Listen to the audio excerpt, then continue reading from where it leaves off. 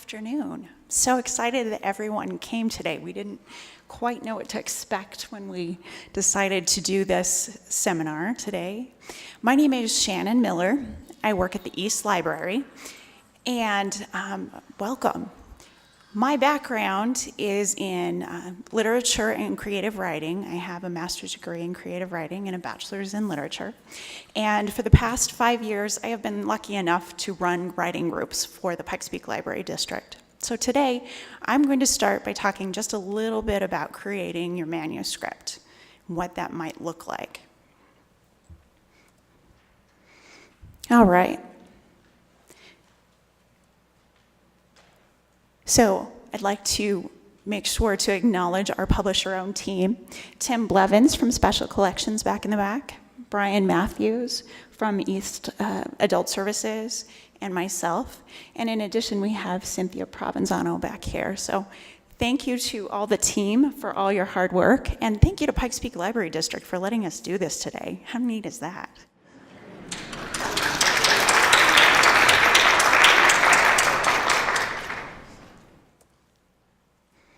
Okay, so I'm going to talk a little bit about why self-publish first before we get into the nitty-gritty of how to do your own manuscript. Self-publishing is a trend. We've seen this more and more lately. That's been coming around in the writing world, and it allows you to publish your own work, or go the title, right?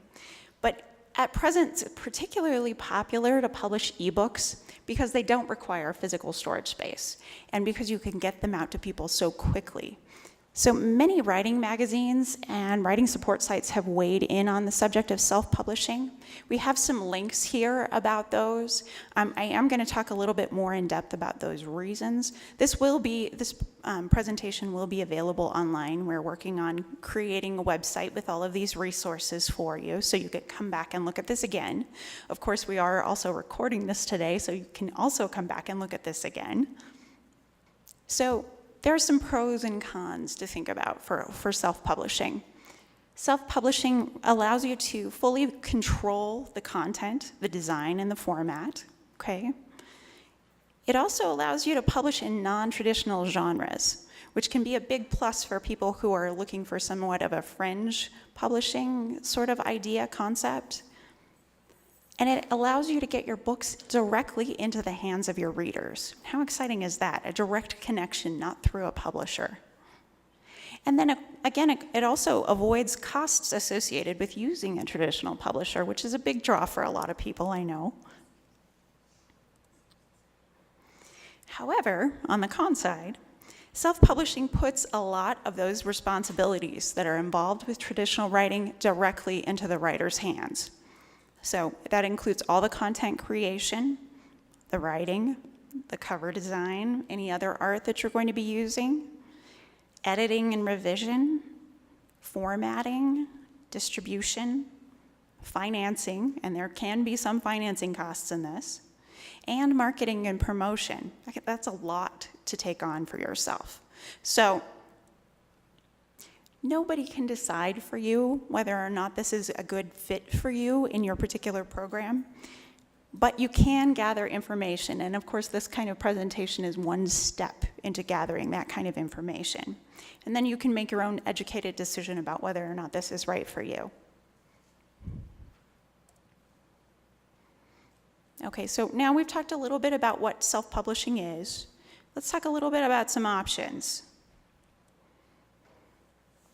Okay, so there are several online platforms, and there are more all the time that allow you to publish your own ebooks. Most of them, I won't say most, many of them do not charge for listing the ebooks, but they do charge you a small commission for any book sales that you have. And this is generally a much smaller percentage than you would be looking at for a traditional publisher, which would pay you royalties. I'm going to give you a few examples, some of the biggest one. Some examples including Smashwords. Right now they have 11.2 million titles available and 250,000 premium titles, and I will talk a little bit about that distinction. Kindle Direct Publishing in CreateSpace is also another option. They didn't have any title statistics when I looked this up. Book Life by Publishers Weekly. So Publishers Weekly is a really big name, right? And they're weighing in on this subject. Lulu.com, 1.7 million titles available currently. Inkshares, which is a really interesting format. They're all trying these experimental things. Inkshares is kind of like Kickstarter for books, so that you gain a certain following and then people fund your idea. They didn't have statistics available as well, but just like to point those out. And then, so how do you pick between all of these? Those were just a very few examples. There are literally hundreds. How do you pick? Couple of ways to pick. They've given us some ideas on some various articles. Most of the ideas about picking involves talking to other people who have done so. And we will get a chance to talk to some people who have done so later on today. Okay, so that's just the briefest bit about how to talk about options, what options are available for you when you start thinking about publishing your own ebook. Today we're going to talk about self-publishing through Smashwords. As we saw, there's a lot of options with Smashwords, and they already currently have a lot of titles on hand. Why Smashwords, right? So, largest publisher currently of self-published ebooks. Smashwords has a formatting style that's very similar to those of other publishers, and Pikes Peak Library District can purchase those and redistribute them for checkout to our readers. Okay? So the steps involved for self-publishing can be kind of subdivided into three very broad steps. Creating your manuscript, number one. Formatting your manuscript for Smashwords, and promoting your ebook. Today, like we said, I get to talk about how to create your manuscript. And then the next section, we'll talk about formatting and promoting both at the same time. All right? So we get to talk about creating your manuscript first. This is easily the longest part of the writing process, as most writers know, am I right? It takes a long time to create a manuscript. Okay, so, but I'm going to try to break this down to you and break this down for you into some phases. Drafting, reviewing, revising, and digitizing. And I have a question mark next to digitizing because not everybody does it at this phase. We'll talk a little bit more about that. Okay, so drafting, usually the part where you start, right? Very beginning, once upon a time. Many resources are available to you right now to aid in the process of drafting your manuscript. And all of these have just one goal, and that's to make your writing process easier, okay? Try to break it down, because obviously we can't sit down and just write our book and be done. Wouldn't that be nice? Yeah. Okay, so there are a few resources that we have available for drafting that we would like to recommend. This is not an exhausted list. The first one that I'd like to talk about is NaNoWriMo, and we have a link up here. That's National Novel Writing Month, if you're a fiction writer. National Novel Writing Month uses support systems to try to get that first draft out.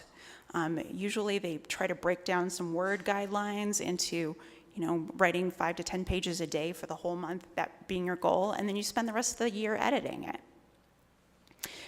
Pikes Peak Library District sponsors many writing groups. Most branches, I think probably 8 to 10 of the branches that we have already sponsor their own writing groups, not affiliated with Pikes Peak Writers or anybody else. So we have plenty of those opportunities for you. If you have any questions about those, make sure you talk to somebody at a reference desk and we'll get you to the right location. There are plenty of other regional, local, or national writing groups. We offer a site for these. There are meetup groups where they do accountability sorts of writings, or they do writing prompts. And we also have another listing over here for other online sources that are available. So there are plenty of sources available for you to help get that first draft out. Consider trying several methods to get a draft complete. Whatever works is the way that works for you. And not every way is going to work for every draft, right? Every different project may work slightly differently.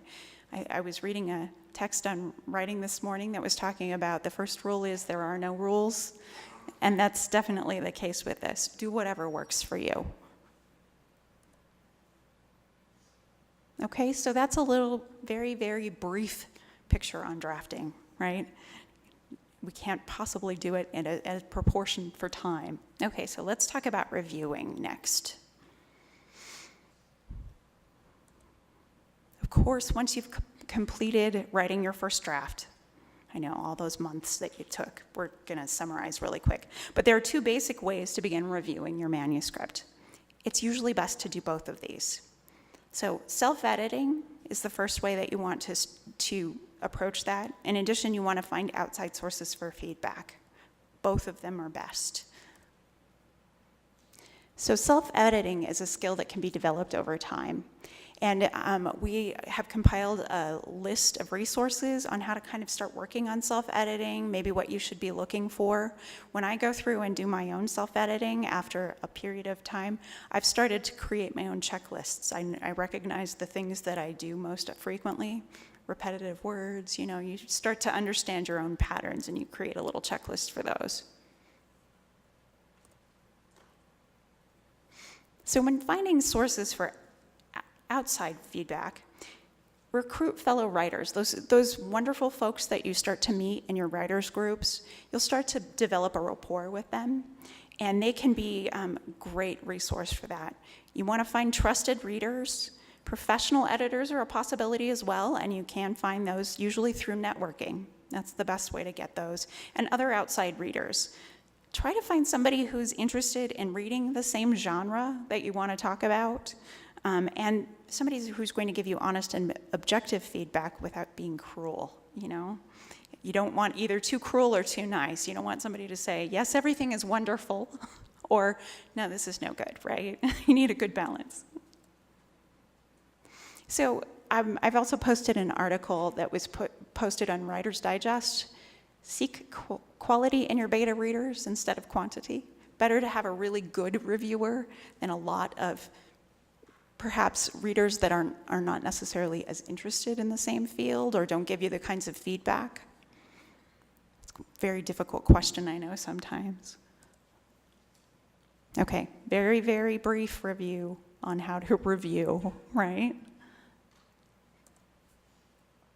Okay, so after we complete the drafting and after we complete your reviewing, then you want to start revising. Now, this is not a hard and fast rule. I want to be clear. Some people do better completing a draft and then revising as they edit. It just depends on your own personal style. When I write, the first draft for me is the hardest. And so I usually try to get through that as fast as I possibly can so I can get to the part what I like, which is the reviewing. Revising for overarching material, structure, and grammar are very important. Errors in these areas can confuse readers, and not just confuse readers, but also damage your credibility. You think about the way that you think about the credibility of an author, someone who's taken the time to really go through and read carefully and proofread carefully, it has a different effect. Okay, so you want to revise in this order. This is important. You want to revise your overarching material first. Then you want to revise your structure. And finally, you want to revise your grammar and syntax. I don't know if this is a temptation for anybody but me, but sometimes I want to fiddle around with the grammar too early. Okay, so elements of overarching material, okay, I'm ignoring it, are genre, style, and audience. You want to consider all three of these as part of your overarching material. Okay, after you've thought about that overarching material, then you can start to work on the structure. And we're going to talk a little bit more about this in depth, so I know I'm going through this very fast.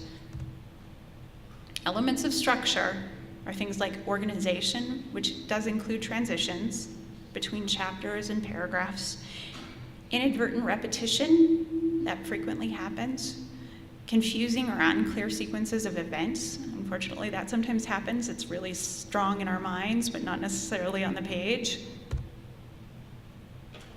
Okay, and then finally, you're going to want to review for grammar and syntax.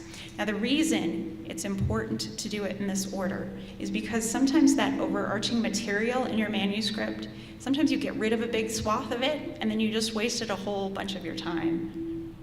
Okay, so if you're going to take out a major character, you don't need to go through and revise their dialogue. Am I right?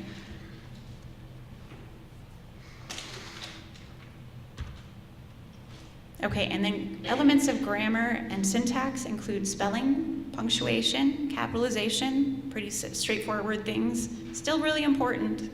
I know sometimes people get frustrated with these parts, but they are really important.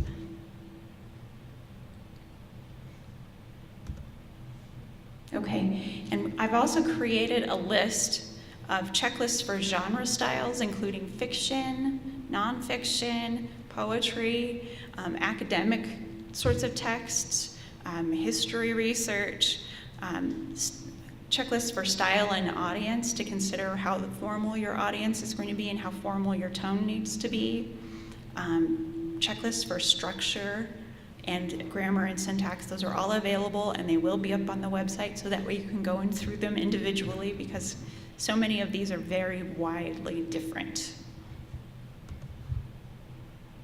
Okay. So that's a little bit about revising, okay? All right, so now we get to talk about digitizing. Sometimes this makes people a little bit nervous, but in order for you to have an ebook, you have to actually have it digitized. Okay, so some people create their drafts as a computer document. This is really easy for them, so then you've already got your manuscript digitized. You don't have to worry any about it at all. For those who handwrite or type with a manual typewriter or a word processor for your drafting process, you may want to go through and do your own revision later when you're also creating your computer document. I personally handwrite my first drafts. Not everybody does. It's just whatever works best for you. Okay, so regardless of however you create your digital version, make sure that by the end of your revision, your final manuscript is available as a Word document. That's DOC document, not the DOCX document. I know Smashwords is very fussy, but this is definitely a thing with them. So this is required to convert your Smashwords, your manuscript, to a Smashwords premium title. And we're going to talk about why that you want to do that. Okay, whatever you do, save a lot. Make lots of backup copies. I myself, when I go through and do my drafting process, I have a backup copy on a thumb drive, backup copy on my Google Documents. I save and save because I'm terrified of losing it, right? Okay, if you're not comfortable with computers, it's okay. All right, so there are some computer experience availability items as well. We have computer classes available through your library branches. We have databases that are available for learn-on-demand computer work. We have a wonderful, massive open online class called Universal Class where you can get more computer experience. They actually offer writing classes too. And we also have some information about how to create Photoshop, which is what you need to make your cover art, okay? So we have classes on those. And like I said, we're going to be publishing this online, so you don't have to furiously try to write down the URL right now. Okay. Like I said, that's a little bit about digitizing. It is an incredibly fast way of looking at the entire process. Okay? But by the time you've made it to the end of this, you have to stop and celebrate, right? Because when you get to this stage, you've created your manuscript. That's a big deal. Okay. In a nutshell, that's how to create your manuscript. All right, well, thank you so much for your attention and your time. I'm going to turn it back over to Brian.